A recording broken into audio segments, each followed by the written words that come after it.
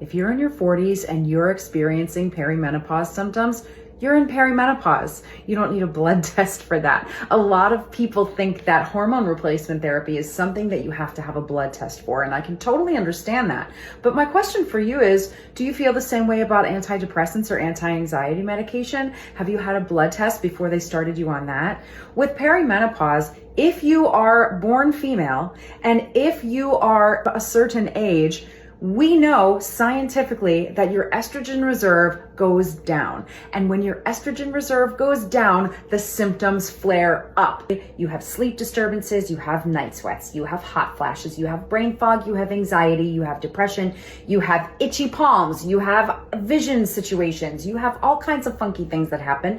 And all of these things are symptomatic representations of perimenopause. You don't need a blood test for that. Blood tests are not reliable sources of data for perimenopause because our hormones fluctuate madly from day to day, and today's blood work is not going to look the same as tomorrow's blood work. Online telehealth companies like Winona prescribe based on age, family history, and symptoms. So if you need help tracking your symptoms, hit me up and I will help you with that.